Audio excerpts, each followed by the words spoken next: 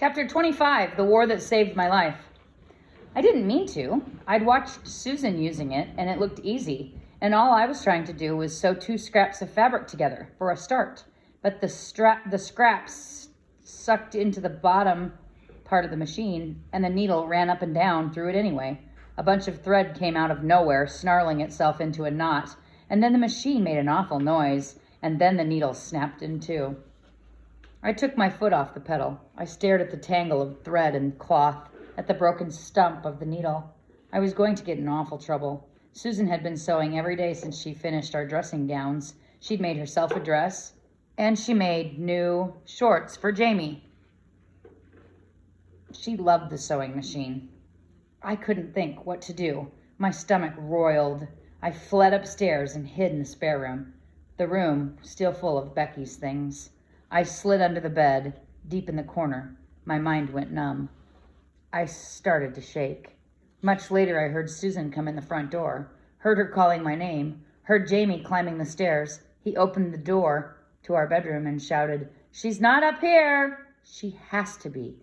That was Susan's voice. "Her crutches are right by the stairs." They called my name over and over. Jamie ran outside, ran back in. It grew darker. Finally, Susan's face poked under the edge of the bed. "You idiot girl! Why are you hiding?" I cringed against the far wall. Susan grabbed my arm and dragged me out. "What's wrong? Who frightened you?" I threw my hands over my head. "I'm not going to hit you," Susan shouted. "Stop that!" Jamie came into the room.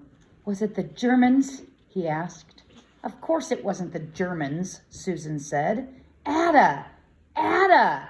She had an iron grip on my wrists, pulling my arms down. "What happened?"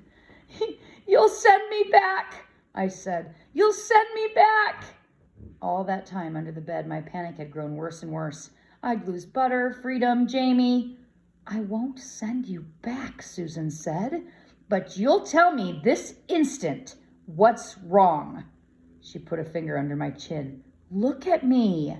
Now, tell me." I looked at her, but only for a second. I squirmed away from her grasp. Finally, I gasped, "I broke your sewing machine." Susan sighed. "Look at me," she said. She tipped my chin up again. "You tried to use my sewing machine?" I nodded, squirmed away, looking down at the ground. She tipped my chin up. "And you broke it." I nodded. Looking her in the eye was nearly impossible. "It's okay," she said. "No matter what, it's okay." I couldn't believe her. It wasn't going to be okay. "You did do something wrong," she said. "You should have asked me first. But you don't need to be so afraid. I'm not going to hurt you because you made a mistake. Let's go see how badly it's broken." She made me go down the stairs to the living room. The fire was lit and the room was growing warm. It turned out that I'd only broken the needle, not the entire machine. Needles wore out sometimes, Susan said, and you had to replace them anyhow. She had an extra needle, so she took the broken one out and replaced it. Then she removed the snarled mess of cloth and thread. "It really is all right," she said. "Do you want to see what you did wrong?" I shook my head. My stomach hurt so bad. Susan pulled me over anyhow and showed me how the machine worked and how I needed to lever the needle into place before I started the machine running. "Tomorrow you can practice," Susan said. "No, thank you," I said. She pulled me close to her in a sort of one-armed embrace. "Why did you hide? Why were you under the bed?" Jamie had been hovering the entire time. "Ma'am puts her in the cabinet," he said, "whenever she's really bad." "But why would you put yourself there, Ada? You didn't have to." "So I can stay, so I can stay, so I can stay, so I can stay. I'm not going to shut you up anywhere, no matter what, okay?" "Okay."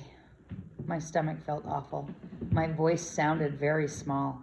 I could barely make my mind stay in the room with Susan and Jamie. I said, "I know I have to leave. Please, can Jamie come too?" "Ada!" "Oh no, oh no, oh no, oh no, oh no. Without Jamie, I would die." "I'm not going to send you away." "Why would I send you away? You made a mistake, a little small mistake." Now both Susan's arms were around me. I tried to squirm free. She held me tighter. Did you really think I would send you away? I nodded. Let me tell you something. When I was coming back from my meeting, I was thinking, maybe Ada will have made some tea. I was imagining how you'd have the lights on inside and the blackout up. And I was thinking how lovely it was to have someone to come home to again. I used to dread going back to an empty house. I'm sorry I didn't make tea, I said. That's not what I'm trying to tell you, she said. I'm trying to say that I'm glad you're here. I couldn't come down from my panic. It took me most of the night before I could really breathe.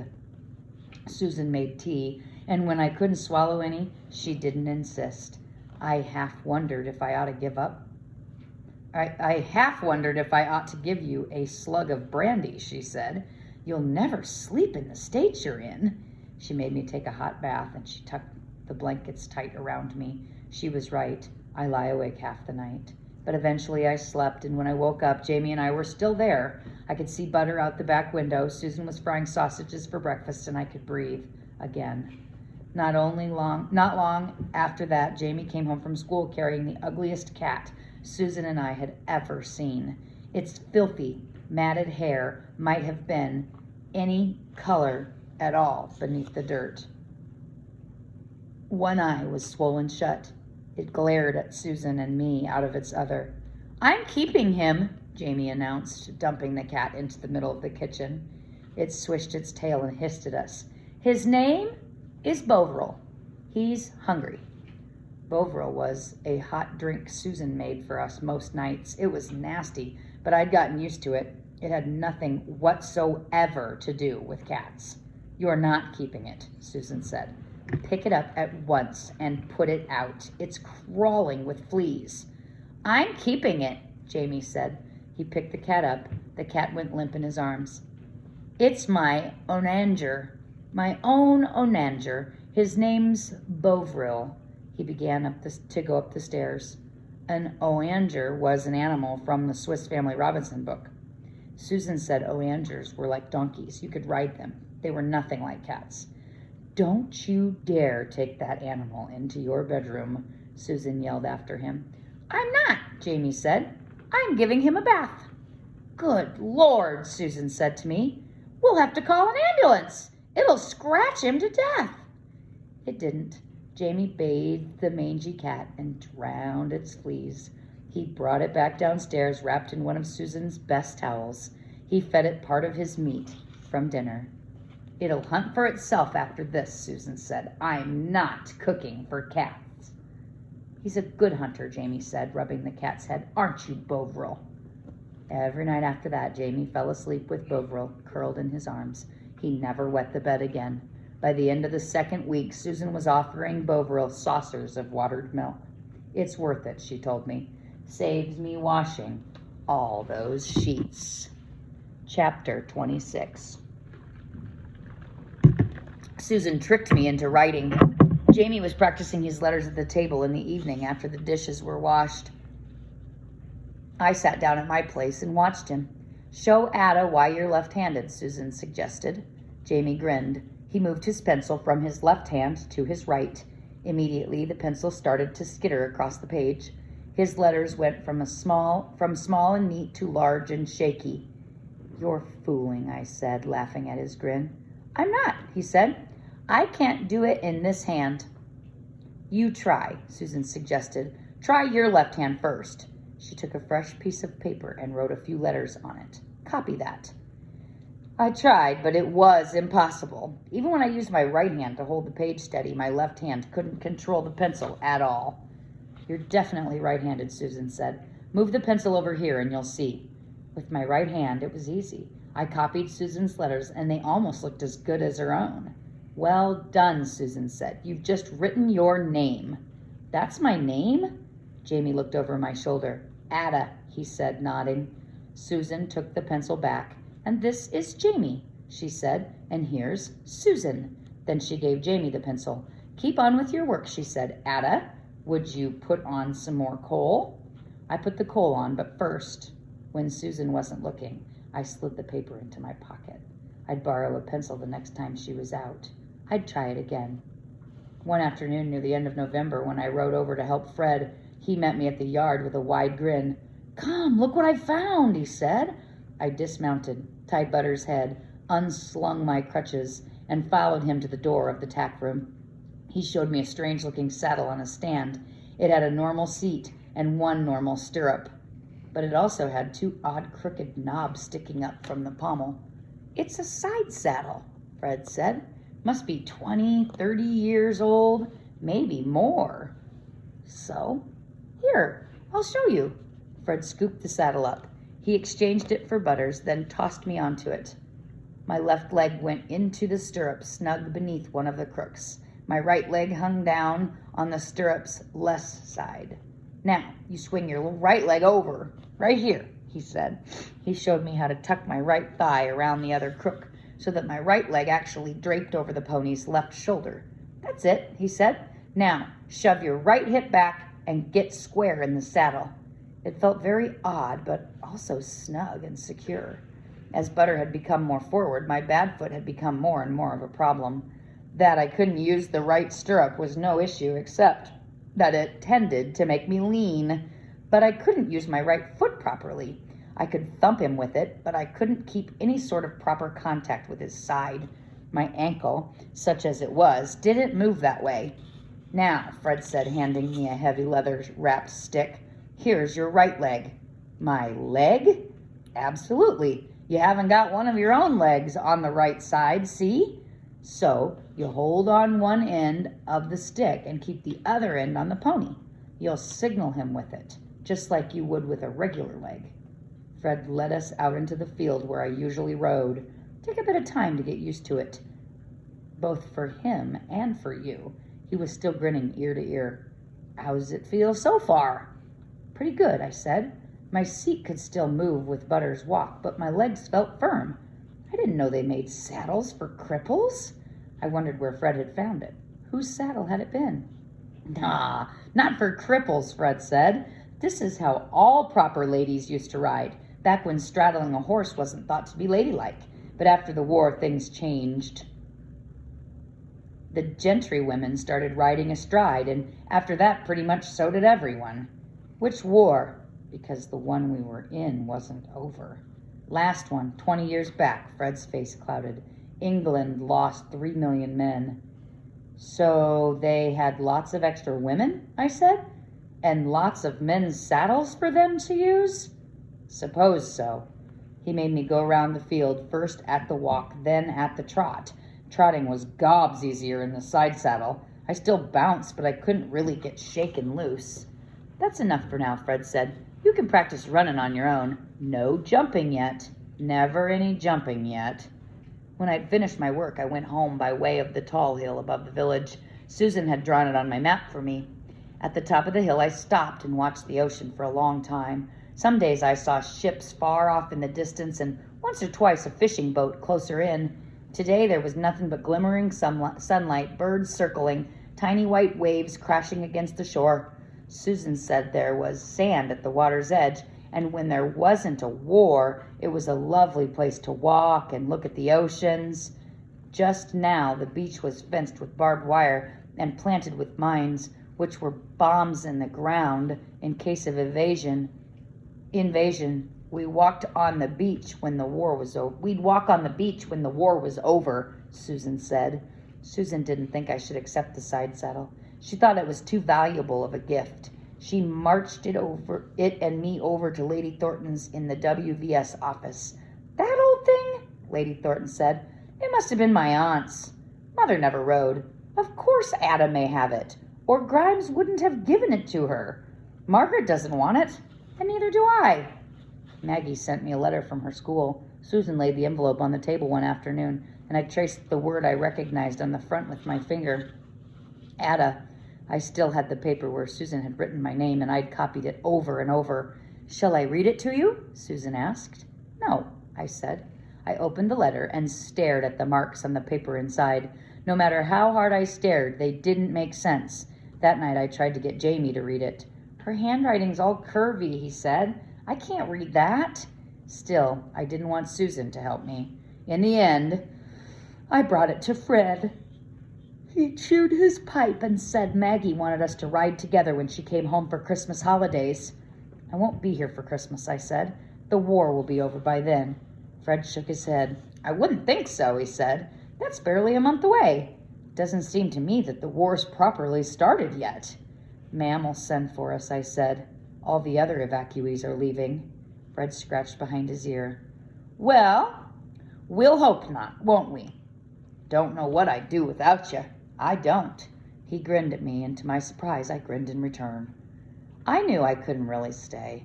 The good things here, not being shut up in one room for starters, and then butter and my crutches, and being warm even when it was cold outside, clean clothes, nightly baths, 3 meals a day, that cup of Bovril before bedtime, the ocean seen from the top of the hill, all of these things, they were just temporary, just until Ma'am came for us. I didn't dare get used to them. I tried to think of the good things about home. I remembered Ma'am bringing home fish and chips on Friday nights, crisp and hot and wrapped in newspaper. I remembered that sometimes Ma'am sang and laughed and once even danced Jamie around the table. I remember how when Jamie was little, he spent his days inside with me. I remembered the crack on the ceiling that looked like a man in a pointed hat. And even if I felt like Ma'am hated us, she had to love me, didn't she? She had to love me because she was my Ma'am, and Susan was just nobody. Somebody, but who got stuck taking care of Jamie and me because of the war. She still said so sometimes. I didn't ask for evacuees, she'd say, when Bovril puked mouse guts on the living room rug. I don't need this, she said, shaking her head, when Jamie came home with his sweater ripped, smeared in dirt from head to toe. I never wanted children, she said, when Butter shied at the pheasant and dumped me on the road and ran home with my crutches tied to the saddle. Susan came out to find me, muttering, crutches in hand, and when she saw me, she scowled and said it was a mercy I wasn't killed. I never wanted children. I never wanted you, I said. I can't imagine why not, she said, snorting. I'm so loving and kind. The wind had come up sharp, and it was nearly full dark. I was shivering. When we got home, Susan draped a blanket around my shoulders. Make us some tea, she said. I'll put up the wretched pony. She squared her shoulders and stalked into the night, and I watched her go and wanted Ma'am. I wanted Ma'am to be like Susan. I didn't really trust Susan not to be like Ma'am. Chapter 27. Susan took us back to see Dr. Graham. I can't believe it's the same children, he said. Jamie was 2 inches taller, and I was 3. We were heavier, too, and I'd grown strong from riding and helping Fred. With my crutches, I could walk for ages without getting tired. We didn't have impetigo or lice or scabs on our legs or anything. We were the picture of health, he said. Then he took my bad foot and wriggled it. Still nothing? He asked Susan. She shook her head. I've invited her to visit for Christmas, she said. If she comes, I hope to convince her. Who? Asked Jamie. Never you mind, Susan replied. I was hardly paying attention. My mind always wandered into its own corner when strangers touched me. Susan tapped my shoulder. Does this hurt? She asked. I shook my head. My foot hurt, it always did, but Dr. Graham wiggling it didn't make it hurt worse. I just didn't like it. If perhaps you could do this every day, he said, twisting my foot as though unwringing a cloth, as though he could make it look more normal. If she could gain some flexibility, that would only be a help for later on. Special shoes, I said, my mind coming back to me. Fred said clubfoot horses has special shoes. Dr. Graham let go of my foot. That won't be enough at this stage, he said. I'm convinced you'll require surgical intervention. Oh, I said, not having any idea what he meant. Still, he said, massage might help and certainly can do no harm. It turned out he meant Miss Smith was going to rub and tug at my foot every night. We already switched to reading Swiss Family Robinson in the blacked-out living room after dinner, snug by the coal fire that didn't quite heat our bedrooms upstairs. Now Susan sat on one edge of the sofa nearest the lamp, while I sat on the other and stretched my feet onto her lap. Jamie and his cat lay by the fire on the rug. Your foot is so cold, Susan said the first evening. Doesn't it feel cold? I nodded. We were still keeping it bandaged, but the bandage tended to get damp and my foot was nearly always freezing. I don't mind, I said. When it gets numb, I can't feel it. Susan looked at me puzzled. I said, when it gets numb, it doesn't hurt. She winced. You could get frostbite, she said. That wouldn't be good for you. We need a better plan. In typical Susan fashion, she set about making one. First, she took one of her own thick wool stockings, which were bigger than mine and easier to slide over my inflexible ankle. Then she messed around with an old pair of slippers and a needle and thread, and pretty soon I had a sort of house shoe with a leather bottom and a knit top. It didn't keep my foot completely dry, but it helped a lot. Susan said, studying the shoe. We'll keep working. She had her sewing machine going all the time now, 3 or 4 hours a day. She made bed jackets for soldiers from cloth the WVS gave her. She made a coat for Jamie out of an old woolen coat she had that had been Becky's. She went through a pile of old clothes and ripped them apart at the seams, then washed and pressed the cloth pieces and cut and sewed them into different things entirely. The government calls it make do and mend, Susan said. I call it how I was raised. My mother was an excellent manager. Does your mother hate you? I asked. Her face clouded. No, she's dead, remember? Did she hate you when she was alive? I hope not, Susan said. But you said your father doesn't like you. No, he thinks my going to university was a bad idea. Did your mother think that? I don't know, Susan said. She always did whatever my father wanted. She stopped pinning pieces of cloth together. It was a good thing, she said. It made her unhappy, but she did it anyway. But you didn't do what your father wanted, I said. It's complicated, Susan said. At first he was pleased when I won a place at Oxford. Only later he said he didn't like the way it changed me. He thought all women should get married, and I didn't do that. And it's complicated. Only, I'm not sorry I made the choices I did. If I had to do it over, I'd make them again. Susan made Jamie a pair of nice shorts to wear to church out of an old tweed skirt that had once been Becky's. She recut the jacket that had gone with the skirt and turned it into a short, heavy coat I could wear when I was riding. Since the day I broke Susan's sewing machine, I'd refused to touch it, but Susan started to teach me how to sew by hand. She said it was better to learn that way first anyhow. She showed me how to sew on buttons, and I sewed the buttons onto all the bed jackets she made,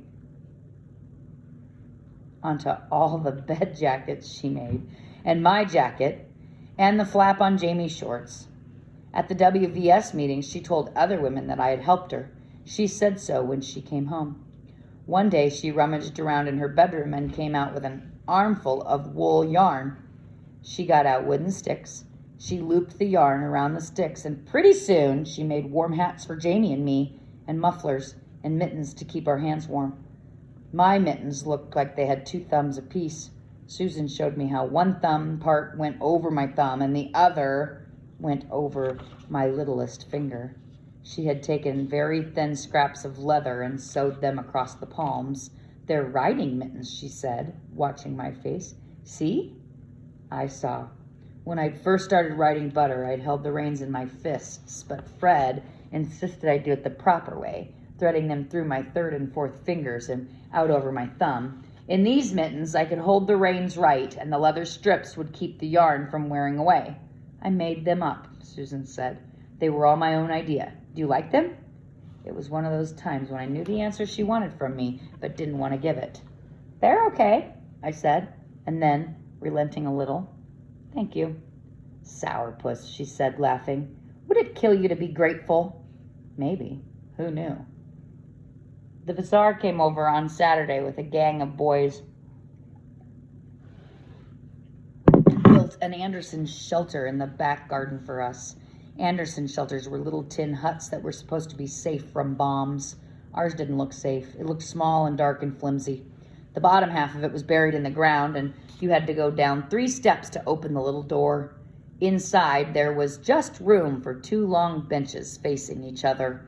Susan said we wouldn't have been able to dig the hole ourselves, not if we worked all week on it. She took drinks out of the Vassar and said so.